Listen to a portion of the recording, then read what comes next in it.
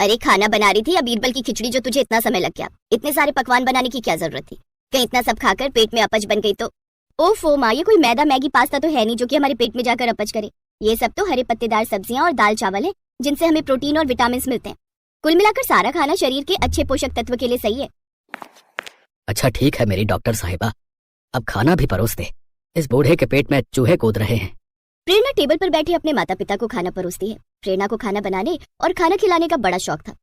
प्रेरणा की शादी की उम्र हो चली थी, इसलिए उसके माता पिता उसके लिए एक अच्छे घर का लड़का देखकर उसकी शादी पक्की कर देते हैं।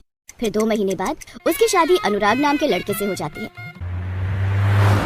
शादी के बाद वो अपने ससुराल आती है, जहाँ उसके सास ससुर, जेठ जेठानी, उनके बच्चे, ननद देवर और एक बूढ़ी दादी सास भी होती है। इतने बड़े परिवार को देख प्रेरणा हैरान थी। ऊपर से कोई मोटा तो कोई पतला था। ये कैसा गेंदे के फूल जैसा ससुराल मिला है मुझे। कोई जरूरत से ज्यादा मोटा तो कोई सूखा हुआ कांटा। ननद सूखे कांटे की तरह दुबली पतली, ससुर जी का पेट ढोल की तरह फूला हुआ, और इनके पेट पर तो कोई आराम से कप प्लेट रखकर चाय पी ले। अपने ससुराल वालों को देखकर जहाँ प्रेरणा के मन में उथल पुथल छाई हुई थी, तो वही वो इस बात से पूरी तरह अनजान थी कि उसके ससुराल वाले मैगी के कितने शौकीन हैं। फिर उसकी सास उसका गृह प्रवेश करवाती है और उसको उसकी ददिया सास से मिलवाती है। जुग जुग जियो और सदा सुहागन रहो, दूधो नहाओ पूतो फलो। तभी जेठानी की बेटी रिया अपनी चाची का लहंगा पकड़कर कहती है, चाची चाची मुझे ना मैगी खानी है, आप मुझे मैगी बनाकर खिलाओगे ना? अरे रिया, अभी तेरी चाची थकी हुई है, चल मैं तेरे लिए बॉर्नवीटा वाला दूध बना देती हूँ। नहीं बुआ, मुझे दूध नहीं पीना, वो अच्छा नहीं लगता। मम्मा आप चलकर मेरे लिए मैगी बना दो ना प्लीज। अच्छा कोई बात नहीं, मैं तुम्हारे लिए मैगी बना देती हूँ। वैसे भी मैगी बनाने में 2 मिनट तो लगते हैं। मैगी का नाम सुनकर बाकी सबके मुंह में भी पानी आ जाता है। तभी बूढ़ी दादी सास कहती है, भूख तो मुझे भी लग पड़ी है, शादी में ठीक से खा नहीं पाई, दांत जो नहीं है अपने, तो एक काम कर मेरे लिए भी मैगी बना देना।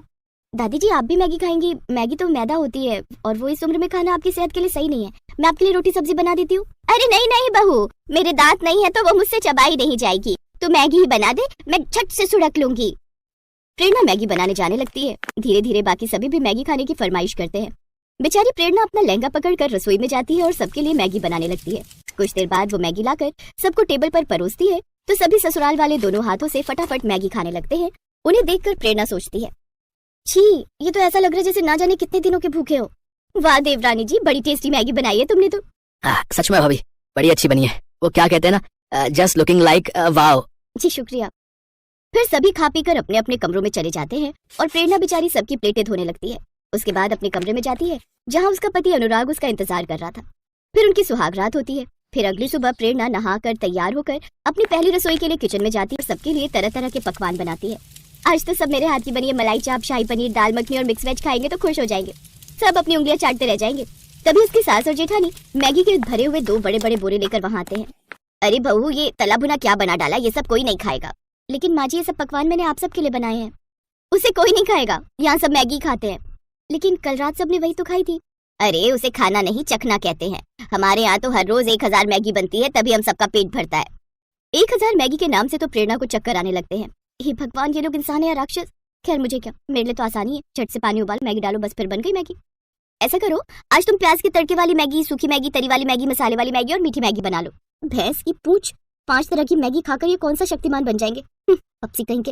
अब वो जल्दी जल्दी अलग अलग चूल्हों पर मैगी के पतीले रखती है। बाहर सभी बार बार घड़ी की तरफ देख रहे थे। कुछ देर बाद वो सबको 1000 पैकेट की बनाई हुई मैगी परोसती है, साथ ही अपने बनाए हुए पकवान भी रखती है।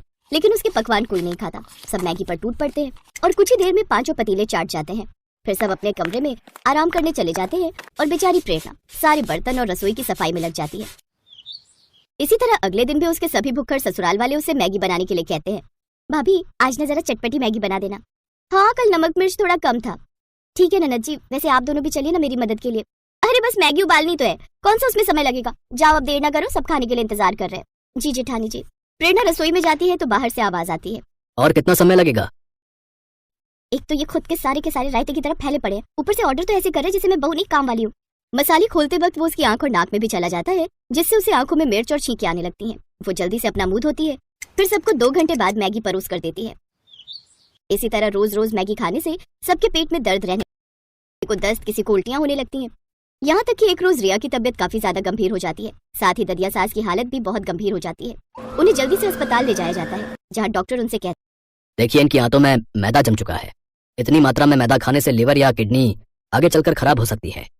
आप यकीन नहीं करेंगे डॉक्टर साहब, लेकिन मेरे ससुराल में हर दिन 1000 पैकेट मैगी बनती है। क्या आप लोगों को पता नहीं मैदा हमारे शरीर के लिए कितना ज्यादा नुकसानदायक है?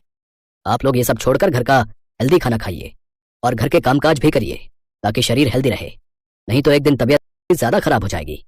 कुछ दिनों बाद वो दोनों ठीक हो जाते हैं और अब प्रेरणा के ससुराल वालों को अपनी गलती का एहसास होता है और वो अब मैगी छोड़कर घर का खाना खाने लगते हैं। साथ ही अब घर के बाकी सब लोग भी प्रेरणा की मदद करते।